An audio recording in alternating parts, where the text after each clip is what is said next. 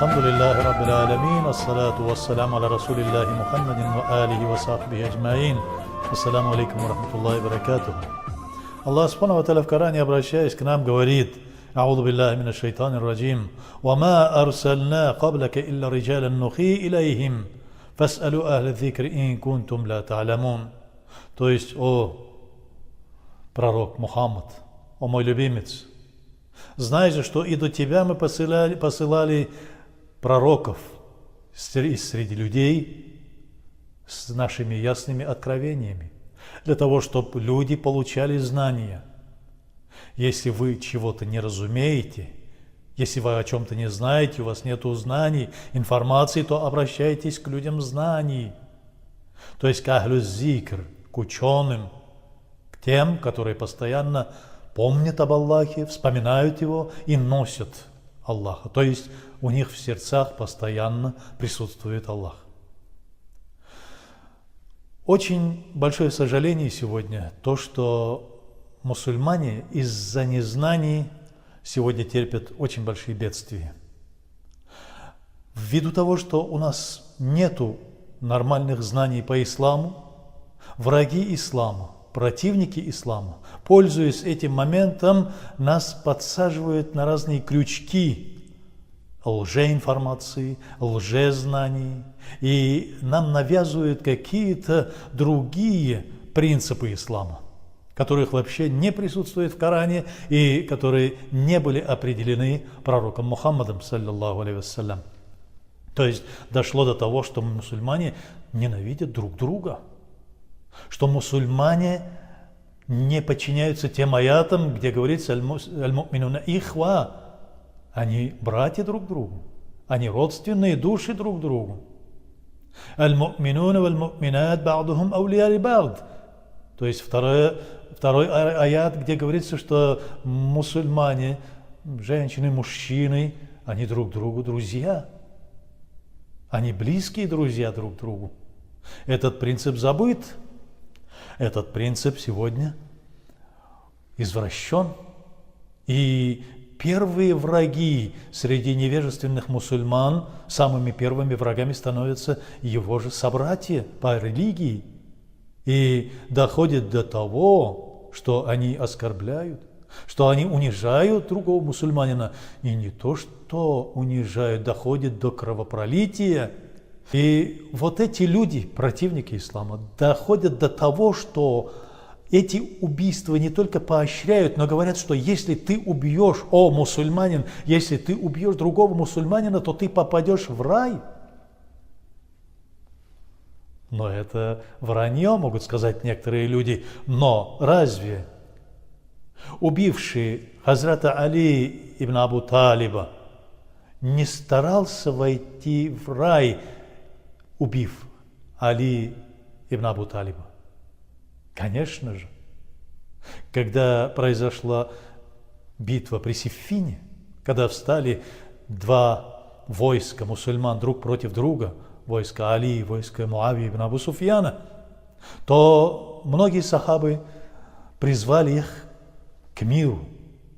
И те говорили из Корана, и эти говорили из Корана, аятами из Корана, и те говорили, что мы подчиняемся сунне пророка, и эти говорили, что мы подчиняемся сунне пророка. И в это время Хазрат Али ибн Абу Талиб, Муавия ибн Абу Суфьян и Амр ибн Ас, они призвали к тому, что нужно избрать среди сахабов третейского судью, чтоб он решил. И в это время некоторая часть из войска Али ибн Абу Талиба восстала. Небольшая кучка людей, противников этого третейского судьи, говорили, что уже ниспослан Коран, и разве подобает мусульманам вместо того, чтобы подчиняться аятам Корана, избрать из среди людей третейского судью? У нас есть Коран, мы судим по Корану, сказали они. Но не стоит забывать, что Али ибн Абу Талиб, про которого Мухаммад, саллаллаху алейхи вассалям, сказал, что это ворота знаний, что прислушайтесь к Али. Знайте, что он один из близких мне. Он сын моего дяди, сказал пророк Мухаммад ﷺ. Он зять величайшего пророка. Он муж его любимой дочери Фатимы Захра, ради Аллаху та'аля анха, предводительницы женщин в раю, госпожи женщин в раю. Тот, который в 10 лет, первый из детей, из подростков принял ислам. Когда Мухаммад ﷺ получил первые откровения, первыми приняли ислам, это мать правоверных Хадиджа, ради Аллаху та'аля анха. Потом его друг Абу Бакр ас-Сиддик, потом его раб-слуга Зайд, и потом четвертым из подростков, когда ему было 10 лет, Али ибн Абу Талиб. И когда Мухаммад ﷺ говорит, что ты поговори хотя бы со своим отцом, с моим дядей, как-то ты должен определиться. Он говорит, я для того, чтобы уверовать в Аллаха, о величайший посланник Аллаха, о любимец Аллаха, я не буду советоваться со своим отцом. И этот человек, про которого Мухаммад ﷺ говорит, что он воплощение, живое воплощение знаний, ворота знаний, он стоит выше над многими учеными, величайший ученый Гали. И небольшая кучка невежественных людей объявляет его кафиром из-за того, что он соглашается на третейского судью. И те в доказательство приводят аяты Корана, говорят, что аят Корана есть. Зачем же мы будем следовать людям, и нужно вместо человека взять как третейского судью Коран? Но и та сторона опирается на Коран, и эта сторона опирается на Коран. И та сторона опирается на сунну пророка, и эта сторона опирается на сунну пророка. В данном случае, неужели тот, который самый близкий к пророку Мухаммаду ﷺ, люди, его секретарь, который записывал каждый аят из откровений, который не спосылался, Муавия ибн Абу Суфьян, величайший из сахабов, Амр ибн Аас, Али ибн Абу Талиб, неужели они знали меньше, чем какая-то кучка невежественных людей? И вот этот Ибн Мульджам, который убил Хазрата Али, он тоже старался попасть в рай, думая, что убив Али, он попадет в рай. То, что сегодня происходит, то, что некоторые люди, думая, что они раз прочитали какие-то переводы аятов Корана или переводы хадисов пророка Мухаммада ﷺ, что у них думают, что у них уже есть знания, и они, опираясь на эти знания, могут вершить суды над людьми и могут делать все, что им заблагорассудится, опираясь, конечно же, как они думают, как они воображают на Коран и Сунну. Почему это происходит? Почему это случилось? Почему же 1 700 000 000 мусульман сегодня в таком унижении? Люди знают Коран вроде бы, знают сунну пророка. Их мусульман большое количество. Но что происходит? А происходит то, что люди вместо знаний получают какие-то информации. Вместо того, чтобы кушать халяльные знания, они ищут какие-то харамные фастфуд информации. Что такое фастфуд информации? Это придуманный термин, только что придуманный термин, потому что быстро во время ходьбы можно перекусить этой информацией, можно перекусить фастфудом, какими-то пирожками, какими-то сэндвичами. То же самое в исламе сейчас. Люди взяли вот это на вооружение. То есть быстренько открыл страничку в интернете, послушал где-то вагаз, увидел там, услышал от своего товарища, друга какую-то небольшую информацию, и он быстро схватил его и на ходу перекусил, тоже как фастфуд. То есть это мы еще не знаем, из чего сделан этот фастфуд. Искусственные какие-то сэндвичи из искусственных продуктов.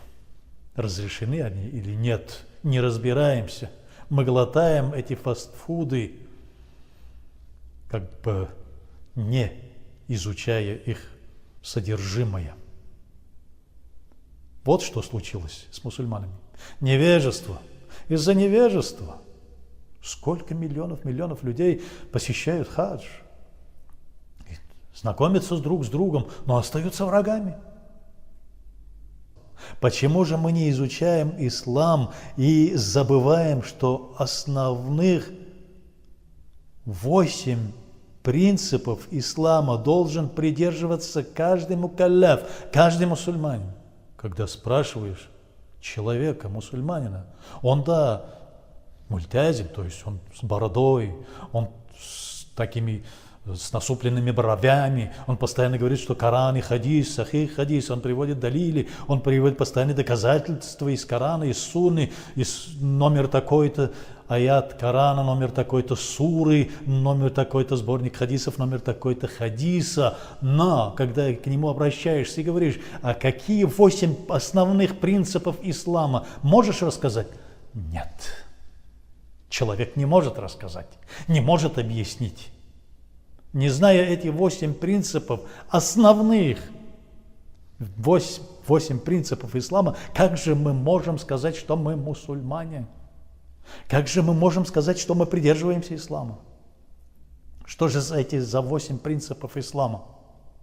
Первый – фарз. Второе – ваджиб. Третье – сунна. После этого идет мустахаб. После этого идет мубах. После этого идет харам. После этого идет макрух. После этого идет муфсид. Не зная, что это за терминология, не зная, что это за принципы, как же мы можем сказать, что мы следуем исламу? Фарз. То, что Аллах Субхану ва Тааля обязательно вменил нам в обязанность. В Коране, в аятах Корана, он говорит, приказывает делать вот это. Определенное действие. К примеру, читается Коран, и люди в это время разговаривают. Или, если это после намаза, выбегают из мечети, выходят за дверь во дворе и начинают разговаривать по телефону или разговаривают между собой, про религию разговаривают. Объясняют друг другу, призывают, делают дават или что-то, но не понимают, или забыли, или не видят, или не хотят видеть аят Корана. أعوذ بالله من الشيطان الرجيم وإذ قرئ القرآن فاستمعوا له وأنصتوا. И когда читается Коран, замри и слушай, прислушивайся. Аллах Субхану ва Тааля приказывает, замри, прислушивайся, слушай с упоением, потому что это речь Аллаха. Также фарз, такой же фарз. Некоторые в это время разговаривают, некоторые в это время проявляют неуважение к Корану. Так как же ты можешь назвать себя мусульманином, когда идет речь Аллаха, и Аллах Субхану ва Тааля обращается к тебе еще, что когда звучит моя речь, аяты Корана, прислушайся, замри, фастами'у лаху ва анситу. Если ты не придерживаешься этого аята, приказа Аллаха, как же ты можешь сказать, что ты мусульманин? Если ты говоришь, что чтение Корана – это бид'ат, это значит, ты приверженец другой религии. Некоторые говорят, что после намазов нельзя читать Коран. Если ты, мусульманин, говоришь так, ты, значит, приверженец другой религии или сторонник шайтана. Что же мы должны делать? وَإِذْ قُضِيَتُ الصَّلَاةُ فَاذْكُرُوا اللَّهَ. И когда заканчиваются намазы, делайте зикр Аллаху. А что такое зикр? وَمَا аллямнаху ши'ра, ва ма янбаги лах. Мы не обучали его стихам каким-то. Этот Коран не стих. Иннаху зикрун ва Куранун мубин. Это зикр, ясное чтение этой книги. Почему же мы не обращаем на такие вещи свое внимание? Почему же мы оказываемся безразличными к аятам Корана? Фарз. Если ты не исполняешь, вошел в большой грех. Если ты отрицаешь, это стал кафиром. Мы же это знаем. Фарз делится на два вида. Фарзуль айн и фарзуль кифая. То есть фарзуль айн это тот фарз, который должны исполнять все мусульмане до единого. Чтение намаза, пост, ураза, закат, хадж. Все 5 столпов ислама. Все то, что вменено нам в обязанность как мукалляфу, как личности мусульманина. Фарзуль кифая, если одна группа мусульман совершит этот фарз, то с остальных это сходит. То есть это будет считаться, как будто вся община выполнила данный фарз. Например, чтение джиназы намаз, за упокойной молитвой, за покойника, когда перед тем, как или похоронить его. То есть 2 вида. Исходя из этого тоже нужно размышлять. Ты, когда призываешь людей к исламу, тебе это вменено в обязанность кем-либо? Или же ты просто это выдумал и вообразил, и тебе захотелось из-за того, что ислам чистый, ислам такой спокойный, и тебе просто захотелось призывать людей на путь ислама, или же тебе вменено это в обязанность общиной, или же представителем этой общины, каким-нибудь ученым или руководителем данного общества. Что это, фарзуль айн или фарзуль кифая? Выходит, что призыв к исламу фарзуль кифая. Фас'алу ахля зикр ин кунтум ла та'ламун. Если ты чего-то не разумеешь, то спрашивай у людей знания. Для этого есть муфтии, казы, имамы, муэдзины. Для этого есть муаллимы, учителя. Для этого есть люди, которым вменено в обязанность распространять знания Аллаха. Некоторые могут сказать, что нет, они же не распространяют, они там работают, Бог весть на кого там. Прежде чем раскрыть свой рот и сказать о том, обвинить и обвинять людей в том, что они работают на кого-то, оглянись, посмотри на себя, проанализируй себя. Ты на кого работаешь? Ты сторонник Аллаха или сторонник шайтана? Как же сегодня дошло до того, что люди без знаний распространяют знания? Это так же, как и больной человек лечит других. Как же человек, заболевший туберкулезом, может лечить туберкулез? Он заразит других. Как же он может помочь другому человеку в выздоровлении или в профилактике данной болезни? Мусульмане. Нужно раскрыть глаза. Невежественные люди не смогут обучать знаниям других. Мы должны изучить точно, что такое фарзуль айн и что такое фарзуль кифая. Это определено в книгах по ильм халь, в книгах по фикху, в ханафитском фикхе, в шафиитском, маликитском, ханбалийском. Кроме этих книг мы не сможем, не изучив книги по фикху, масхаб, мы не сможем различить правильную и неправильную дорогу. Аллах может нас заблудить. Второе, ваджиб. Ваджиб. Ваджиб тоже определено, это приказ Аллаха, но точность не определена. В данном случае, например, если мы не выполним ваджиб, то, что нам вменено в обязанность, в данном случае мы становимся греховными. Но если мы отрицаем ваджиб, то входим в большой грех, большими грешниками становимся. Есть разница между фарзом и ваджибом. Что такое ваджиб? Это привести жертву в Курбан-Байрам, или посетить праздничный айд намазы, это ваджиб. Если мы этого не знаем, то как же мы можем прочитать намаз? У намаза есть условия, фарзы, ваджибы, сунна, мустахаб, макрухи. Например, если мы не придерживаемся условий намаза, намаз вообще нельзя, не сможем считать это за намаз. Если мы не исполним в намазе, пропустим какой-нибудь фарз намаза, внутри намаза, то намаз у нас не считается, не воспринимается. Если мы пропустим какой-то ваджиб, мы должны совершить саджда саху, искупление. То же самое, как на хаджи, если мы забыли совершить таваф последний, мы должны принести в жертву животное.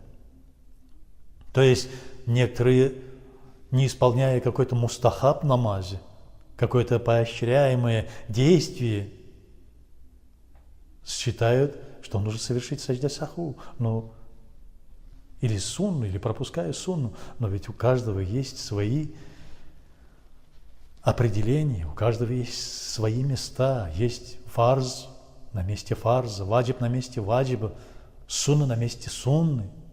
Третье сунна. Мы должны очень четко изучить сунну пророка Мухаммада ﷺ. Сунна делится на 3 категории. Сунна каулия, сунна фиалия, сунна такрария. То, что сунна каулия Мухаммад ﷺ это вменил в обязанность, он говорил, что нужно делать вот это. Вторая сунна, то, что он сам делал постоянно. Мы еще его называем сунна муаккада. Например, 4 ракаата перед полуденным намазом, 2 ракаата сунны после полуденного намаза, 2 ракаата сунны перед утренним намазом, 2 ракаата сунны после ахшам вечернего намаза или после ночного намаза ясту. Он постоянно это делал. Это сунна фи'лия, есть сунна такрария. То, что делали перед ним сахабы или обращались к нему, и он, может быть, иногда соглашался, а может и промолчал. И молчал просто, не говорил ни о чем. То есть это было молчаливое согласие его. Есть мустахаб. Мустахаб, который сегодня вошел в ранг ваджиба среди некоторых невежественных людей. Дошло до того, что начались драки из-за того, что как поднимать палец. Поднятие пальца во время ташаххуд – это мустахаб. Это поощрительное действие. Если ты не поднимешь, от этого ничего не случится. Если же мы оставим сунну, то мы лишимся ходатайства шафаата Мухаммада, саллиллаху алейхи вассалям. Если же мы исполним сунну, то нам за это будет поощрение, вознаграждение. Если же мы пропустим мустахаб, то нам ничего за это не будет. Если же мы сделаем мустахаб, то нам будет некое вознаграждение. Есть такое понятие мубах. Это ежедневное наше принятие пищи, как сон. Вот такие действия, которые не переходят за грань человеческой этики и морали и нравственности. То есть обыденные наши дела. Что касается харама, если мы не изучим харам, то, что Аллах Субхану ва Тааля напрочь запретил вот эти действия, как же мы можем уберечься от шайтана? Харам, то, что Аллах Субхану ва Тааля в Коране четко и отчетливо подчеркнул: «Аль-харам байян валь-халяль байян, байнахума муташабиха». Четко обозначен харам, четко обозначен халяль, говорит Мухаммад ﷺ, между ними сомнительные. Фаджтанибу шубухат. Убегай от сомнительных. После этого есть макрух. То, что макрух тахрими и макрух танзихи. Это мы тоже должны знать. То, что макрух, да, гора не бывает, не состоит из одной глыбы, говорит Мухаммад ﷺ. Так же, как и гора состоит из маленьких камушков, то же самое грех не бывает, как целый утес. Грехи накапливаются в виде маленьких макрухов. Если мы постоянно совершаем макрух, зная, что это макрух, то это приведет к греху. Пусть убережет нас Аллах. Есть, например, мы не найдем ни в каких хадисах, что Мухаммад ﷺ читал намаз без головного убора постоянно. Да, был один случай, он снял, чтобы животное не помешало, не испортило его намаз, и поставил перед собой свою чалму. Он постоянно одевался. Сегодня что мы видим? Особенно сейчас наступает лето. Заходят молодые люди в шортах. Когда они совершают руку сажда, у них шорты поднимаются выше колена. Условие намаза разрушается. Ситруль аурат. То есть прикрытие аурата. Обнаженными читают намаз. Это из-за того, что невежество, зато сунна, борода у них такая, кудлатая борода, но в трусах, извините за выражение, в каких-то нательных майках, с которыми они ложатся спать, с которыми они ходят дома. Это ли не макрух? Если мы стараемся следовать сунне пророка Мухаммада ﷺ, нужно изучить его жизнеописание. Как он одевался, как он вставал на намазе, как одевался Абу Ханифа, у которого был очень дорогой чапан, и он одевал только на намаз. Когда на улицу выходил, он одевался скромно. Почему же мы это не признаем? То же самое Мухаммад ибн Идрис аш-Шафи'и, то же самое Ахмад ибн Ханбаль, Малик ибн Анас, величайшие имамы. Почему же мы не следуем этим величайшим имамам, ученым, которые следовали всем своим нутром, всем своим существом и пророку Мухаммаду, саллиллаху алейхи. Почему же мы не следуем им? То же самое муфсид, то, что нарушает намаз. То, что нарушает намаз. Это нарушает пост. Если мы проглатываем пищу, нарушился пост. Если мы проглотили воду во время уразы, во время поста, нарушился пост. Мы должны знать, что такое муфсид, что такое макрух, что такое харам. Мы должны это обязательно знать и изучать. Мы должны изучать, что такое фарз. Многим сейчас задай вопрос, что еще 100 лет тому назад каждый мукалляф был обязан знать 40 фарзов и плюс еще 52 фарза по этике и нравственности. Большинство не сможет ответить на вопрос, сколько первых 4 фарза в 40 фарзах, которые эти 40 фарзов были обязательными в учебной программе. Если люди из 40 фарзов, или 52 фарзов, или 32 фарзов, как у некоторых, не знают наименование этих фарзов, как же они будут придерживаться ислама? Если ты не знаешь, что такое фарз, если ты не знаешь, что такое сунна, если ты не знаешь, что такое ваджиб, что такое мустахаб, что такое макрух, что такое харам, что такое муфсид, что такое мубах, если ты не можешь отличить мубах от мустахаб, как же ты можешь следовать исламу? Это невежество. Сидеть, раскрыв книги по хадису, зная арабский язык, это еще не говорит, что ты ученый. Знание арабского языка – это еще не ученость. Да, это один из элементов знаний, но это не само знание. Если бы знание определенного языка показывало бы, что человек стал ученым, то все люди, знающие арабский язык, были бы на уровне пророка Мухаммада, саллаллаху алейхи ва саллям. Наша беда, беда всех мусульман сегодня – это незнание основных элементов ислама. Наша беда – это невежество. Нужно заниматься науками. Теми науками, которые нам преподнесли ученые, имамы масхабов, ученые ахль сунна валь джамаат. Нужно отбросить свое упрямство. Как говорил Лухман своему сыну, что не повышай своего голоса. Это говорит о том, что переводится как «не упрямствуй». Не будь как осел упрямым. «Инналь анкар аль-асват ла саутуль химар». Упрямость и голос самый противный голос, самое противное упрямство – это голос осла. То есть и упрямство осла. Ни к чему ни к чему доброму это не приведет. Если мы будем придерживаться хотя бы элементарных знаний по исламу, изучив вот этих 8 принципов, изучив фарзы, суннаты, мустахабы, ваджибы, изучив харам, макрух, муфсид, то думаю, что мы станем настоящими мусульманами и кончатся между нами распри и вражда. Ассаламу алейкум ва рахматуллахи ва баракатуху.